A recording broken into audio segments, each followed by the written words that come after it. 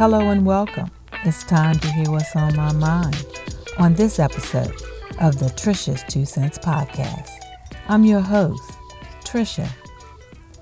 As we close the month of April, I cannot let the month go without acknowledging that my husband Jeff and I celebrated 25 years of marriage on April the 1st. 25 years of marriage is called the silver anniversary because silver symbolizes brilliance, radiance, and the value of a long-lasting marriage. Now, marriage isn't for the faint at heart. It isn't a toy you pick up and put down when you're tired of playing with it. Marriage is commitment. You commit to your spouse that you will stick it out until death do you part, in sickness and in health, and forsaking all others. And I've heard people say that it is hard to do. I guess they're saying, death to do you part. That means nobody else until I die. How about sickness? I got to take care of this person when they're not well. And like I said, forsaking all others, nobody else but this one person. But nothing is impossible with God. And when your mind's made up, you do what you please, good or bad. Will it be easy? No. Will you want to give up? Yes. But, and a disclaimer here, if you are both willing, it is possible to make a marriage last. People enter into marriages thinking that they can change their spouse. And that is simply not true, which is why you have to know what you're getting into before you take those vows and make that commitment. You cannot change a person into what you think that they should be.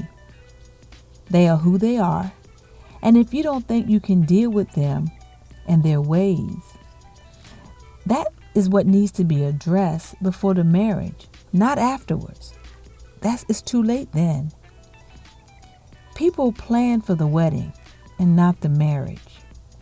And don't get me wrong, there's nothing wrong with a beautiful wedding. I love beautiful weddings. I used to watch on TLC A Wedding Story. I just love the whole dress and the bridesmaid. I love all of that. But we put all our time and energy into that and don't put that same time and energy into what comes after the wedding.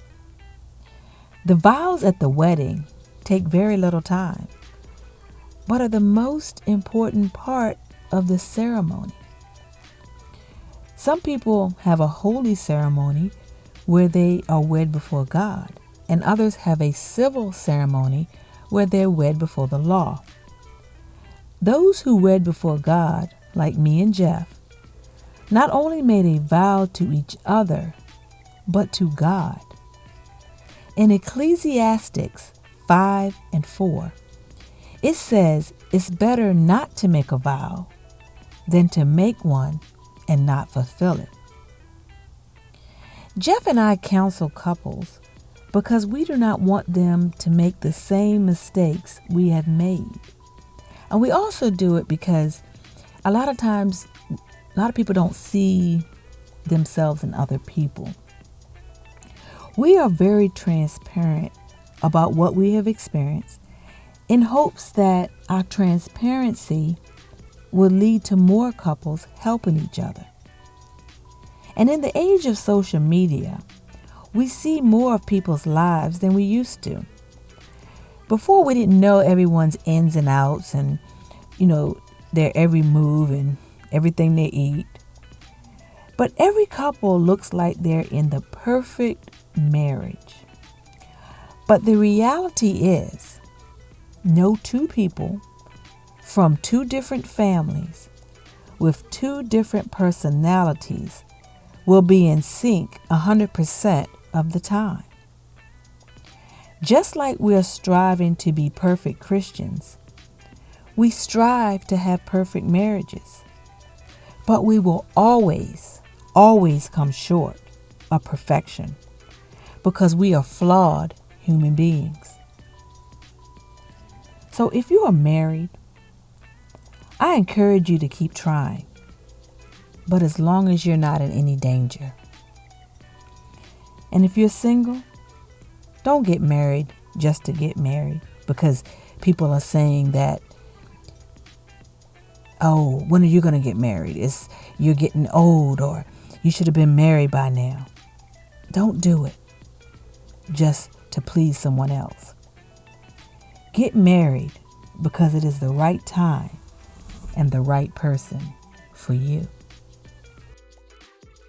Thanks for listening to this episode of the Trisha's 2 Cents Podcast. Join me on the next episode as I give life lessons through my experience, my growth, and always from my heart. You can email me at trishas2cents@yahoo.com and make sure you subscribe on your favorite listening platform.